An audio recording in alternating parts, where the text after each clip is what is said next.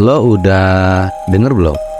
Ada sebuah kisah nyata yang berkaitan dengan Nabi Sulaiman dan seorang pemuda yang hidup di dasar lautan selama 1400 tahun lamanya. Dan pada asumsi liar kali ini, gua akan membahas mengenai Nabi Sulaiman dan sebuah kehidupan di lautan. Jadi, ada sebuah kisah tentang Nabi Sulaiman yang membuat gua terkejut, karena kisah ini dipercaya nyata adanya. Jadi pada suatu ketika, Nabi Sulaiman mendapatkan wahyu dari Allah, yang dimana ia diperintahkan untuk pergi ke suatu wilayah pantai yang entah di mana lokasi tepatnya. Seketika itu, Nabi Sulaiman pun langsung beranjak guna menemukan wilayah pantai yang dimaksud. Ia membawa bala tentaranya, yang juga termasuk jin, manusia, dan binatang. Akan tetapi, ketika ia sampai di wilayah pantai tersebut, ia tidak melihat sesuatu yang aneh. Hanya terdapat pantai dan laut yang sangat luas. Nabi Sulaiman lalu memberi perintah pada salah satu jinnya untuk menyelam di laut tersebut, guna mencari sesuatu yang terasa tidak masuk akal. Dan setelah itu, jin itu pun menyelam sejauh mungkin, namun tidak menemukan apa-apa. Walaupun begitu, Nabi Sulaiman tetap tidak puas. Ia meyakini bahwa ada hal yang tidak masuk akal yang ingin Allah tunjukkan kepadanya. Dan ketika Allah sudah memberikan pertanda, maka itu adalah nyata adanya. Kemudian, ia menyuruh Ifrit yang menurutnya paling kuat guna menyelam kembali untuk menemukan sebuah petunjuk. Akan tetapi, sosok Ifrit pun bahkan tidak menemukan apa-apa, walau sudah menyelami seluruh penjuru lautan hingga ribuan meter dalamnya. Nabi Sulaiman pun akhirnya nggak tahu harus gimana lagi. Sampai-sampai, ia bertanya kepada seseorang yang sangat ahli dalam pemahaman ilmu ini, khususnya pemahaman ilmu laduni. Dan sosok itu adalah Ashif bin Barhaya, di mana Nabi Sulaiman meminta Ashif untuk menunjukkan kebaikan yang disembunyikan Allah di dalam laut tersebut. Lalu Ashif pun berdoa kepada Allah untuk memahami petunjuk yang diperuntukkan kepada Nabi Sulaiman. Tiba-tiba air laut pun terbuka, dan setelah itu muncullah sebuah kubah berukuran besar dengan pintu yang sangat besar di setiap penjurunya, di mana pintu pertama terbuat dari intan permata, pintu kedua terbuat dari batuan yakut, pintu ketiga terbuat dari mutiara, dan pintu keempat terbuat dari batuan zamrud yang berwarna hijau. Ashif berkata kepada Nabi Sulaiman bahwa kubah ini berada di dasar lautan dengan kedalaman 3 kali lipat dari penyelaman yang dilakukan oleh jin pertama.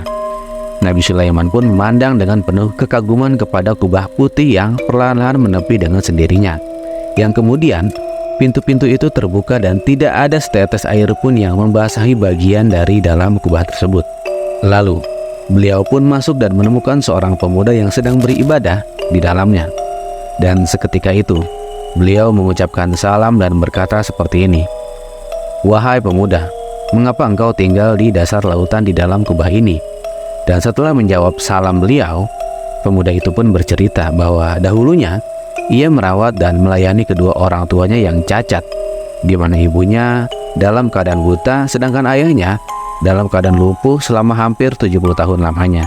Dan ketika sang ibu akan meninggal, sang ibu berdoa kepada Allah seperti ini, "Ya Allah, lanjutkan ataupun panjangkanlah umur anakku dan dalam ketaatan kepadamu." Dan juga ketika sang ayah akan meninggal, ayahnya pun berdoa kepada Allah seperti ini, "Ya Allah, jadikanlah anakku tetap dalam berkat ketaatan kepadamu di tempat yang tidak dapat diketahui bahkan oleh para syaitan." Lalu, setelah kewafatan kedua orang tuanya, pemuda itu pun berjalan-jalan ke tepi pantai dan melihat sebuah kubah yang sangat besar dalam keadaan terbuka. Karena penasaran, ia pun masuk karena ingin mengetahui keadaan di dalam kubah tersebut.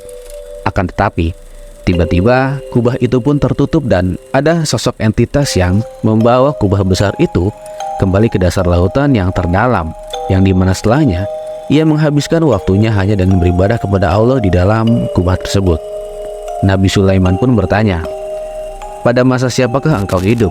Dan pemuda itu pun berkata, "Aku hidup di masa Nabi Ibrahim alaihissalam." Nah, dari hal ini berarti pemuda itu telah tinggal di kubah tersebut selama sekitar 1400 tahun lamanya menurut Nabi Sulaiman. Akan tetapi, ia sama sekali tidak mengalami penuaan di fisiknya, yang bahkan satu uban pun tidak tampak di rambutnya. Nabi Sulaiman pun berkata lagi, "Bagaimana dengan makan dan minummu, wahai pemuda?" Pemuda itu pun menjawab, "Setiap harinya kubah ini akan naik ke permukaan, dan akan datang seekor burung besar membawa makanan dan minuman sebesar kepala orang dewasa. Dan aku bisa merasakan semua jenis makanan di dunia ini yang membuat aku selalu puas dan kenyang. Hilang semua rasa haus dan lapar, panas dan dingin, jenuh dan malas. Bahkan tidak ada rasa kantuk dan ingin tidur, sehingga aku bisa menghabiskan waktu untuk beribadah hanya kepada Allah." Nabi Sulaiman pun memandang pemuda itu dengan penuh kekaguman, karena pemuda itu bisa mendapatkan semua ini hanya karena baktinya kepada kedua orang tuanya. Dan ia juga memperoleh kemuliaan ataupun berkat doa dari kedua orang tuanya. Dan ketika Nabi Sulaiman mengajak pemuda itu untuk tinggal di kerajaannya, pemuda itu pun menjawab, "Kembalikanlah aku ke tempatku semula, dan biarkanlah aku untuk terus beribadah kepada Allah sampai waktu yang ia kehendaki."